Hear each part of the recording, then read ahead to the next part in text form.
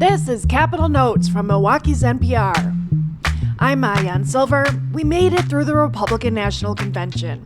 Professor Barry Burden was there and has some thoughts about the former president's 90-minute acceptance speech. Burden is a UW-Madison politics professor and is filling in for JR this week. Welcome, Professor Burden. Thanks for being here. Good morning. Glad to be with you.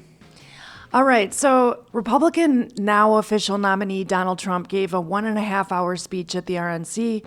It was riddled with falsehoods. He said that, quote, under my presidency, we had the most secure border, when in fact, illegal immigration was higher than it was during both of Obama's terms. He said immigrants are, quote, coming from prisons, they're coming from jails, they're coming from mental institutions and insane asylums. And that's false.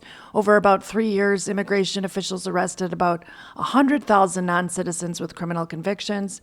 He says crime is up. It's not. He exaggerated the cost increase of groceries, gas, and mortgage rates. He said people used COVID to cheat in the 2020 election, which is totally false.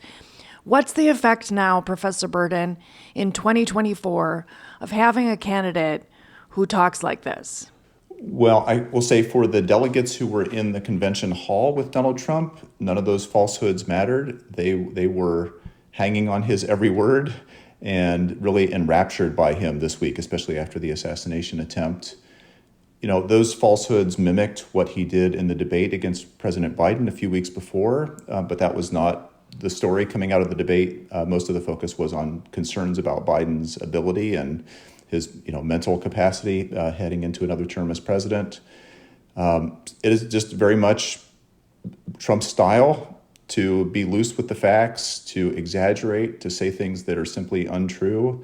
And if that resonates with his supporters and has not tripped him up very much. So I expect he will continue to follow that style as a candidate and if he's reelected as president.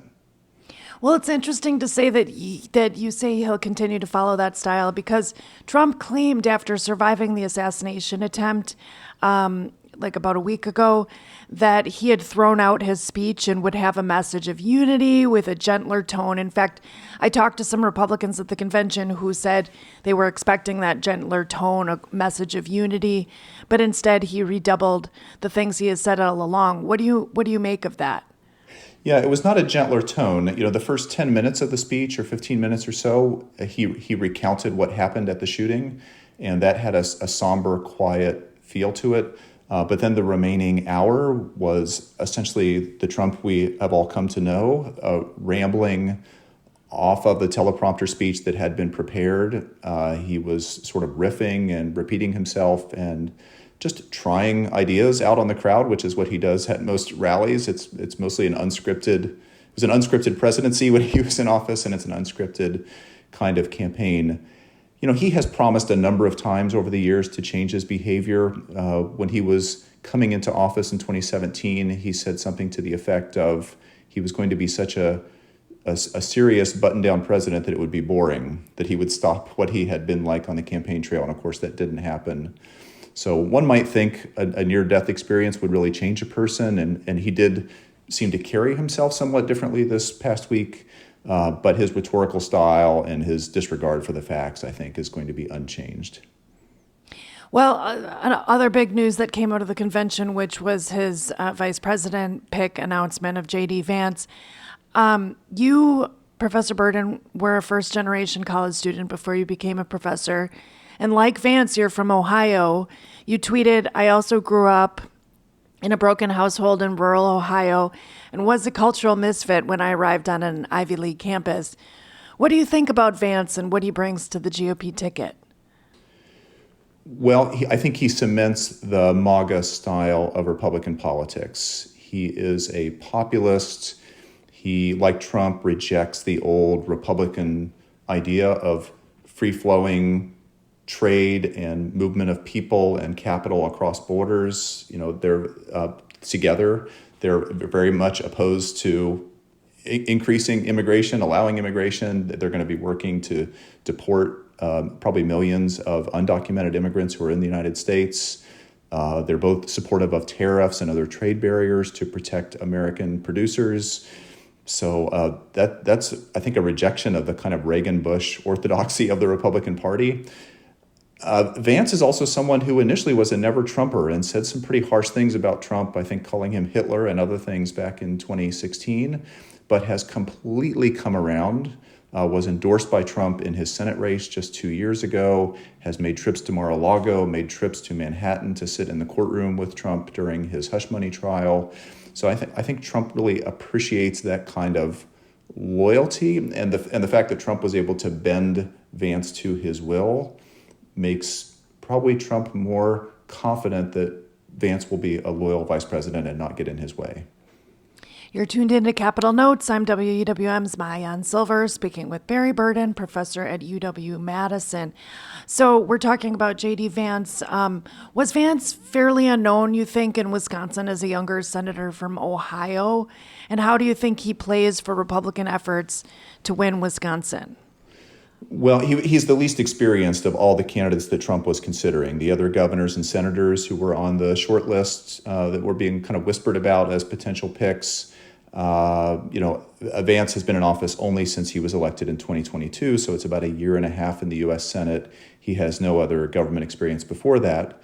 But of course, Donald Trump had no government experience or military experience when he was elected president, so it's not essential. But it does mean that Vance has not been on the national scene for very long.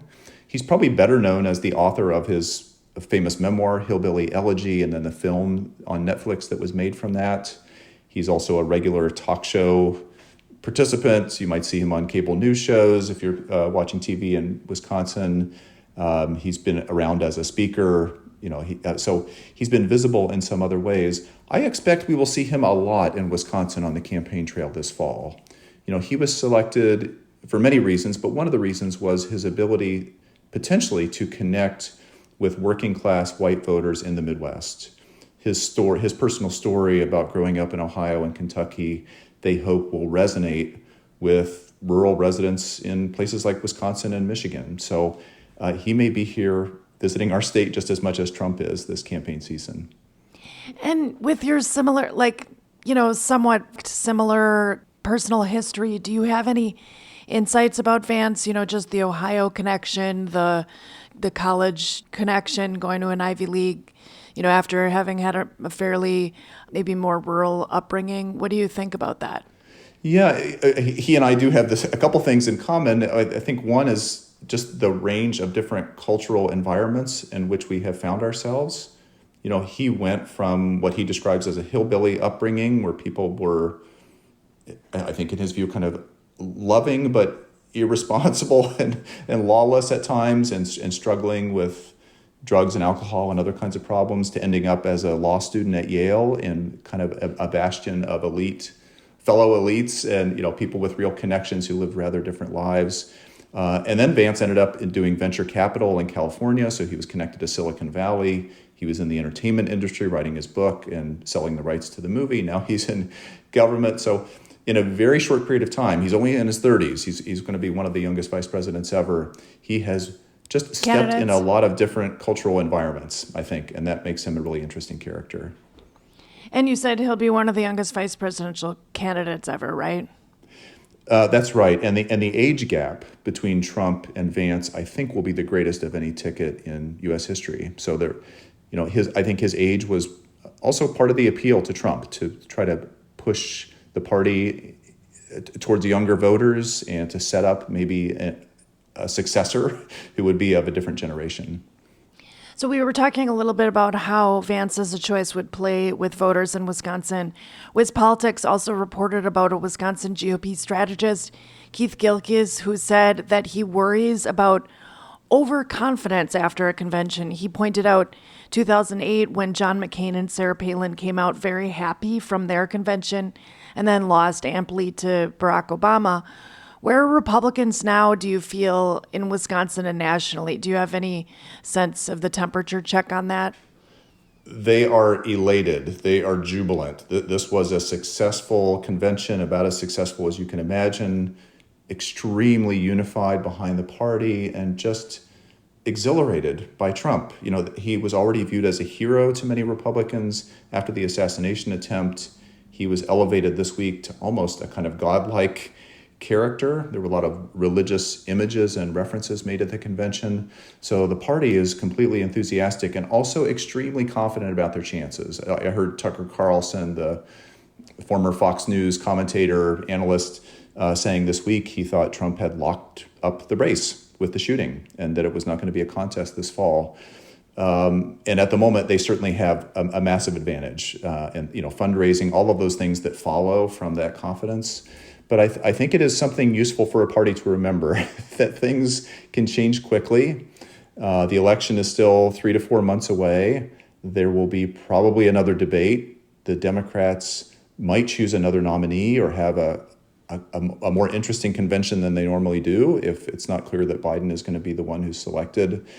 There could be a health incident. We've had just an assassination attempt in the last week. So lots of things can happen between now and November that might shift the course of things. And Republicans would be wise to keep their foot on the pedal, to keep the funding coming in, to keep the activists and volunteers energized and working through Election Day. I heard a little of that messaging at the convention, but they're probably going to need more of it to really keep up the work right through the end of voting in November. Right, because the people at that convention were very self-selected. I mean, they were all, as you're saying, very, very on board with Trump, and even with Vance when he was announced, even if he wasn't their first choice. But Republicans are going to have to, I mean, Wisconsin is decided very narrowly. There are other states that are decided very narrowly, and they have to have an appeal beyond that base. And do you see that they did that this past week? This has always been a challenge for Trump, how to increase his base beyond that core set of supporters who are so dedicated to him. We have to remember he lost the popular vote in both 2016 and 2020. So there does seem to be a kind of ceiling on the number of American voters who are willing to go and pull the lever for him, somewhere in the mid to high 40% range. Now, he managed to pull off a win in the Electoral College in 2016, despite the popular vote loss. This time around, things do look different. The polling, at least, is suggesting that he is ahead in the popular vote if the election were held today. But he's still not at 50% or above it. And that presents some risk, I think, that he's been unable to really grow his coalition, to bring independents in, or to win over some Democrats who might cross over. He does seem to be doing better with some segments of the electorate he's had trouble with in the past. Younger people, non-white voters, African Americans and Hispanics, especially young men in those categories, seem to be moving to him in higher numbers than we saw in the last two presidential elections. So there may be a little expansion of his appeal there. But generally, this convention was about electrifying the people who are with him, and they are about as enthusiastic as is possible. And it's going to be on the Democrats' shoulders to try to build back up, I think, or restitch together the coalitions they have had for the past few elections to try to get enough votes to defeat him. Okay, so I wanted to leave with you with this question. We had Milwaukee was taken over. There were helicopters. There was Secret Service. There was fencing on all these different buildings. The traffic was crazy. What are we left with here in Wisconsin after the RNC came to town? I mean, maybe just for someone who wasn't watching, what are your big takeaways from the convention? Well, I think there are a lot. One is this was really a breakout moment for the city of Milwaukee in the national spotlight. I think the city demonstrated that it can pull off a large-scale event with thousands of visitors. So I think that sets up the city nicely for conventions or sporting events or other kinds of things that might come to the city. Republicans also said a lot of nice things about Milwaukee after there being a lot of tension between state elected Republicans in the city of Milwaukee. Politically, that has been a fraught relationship for many years.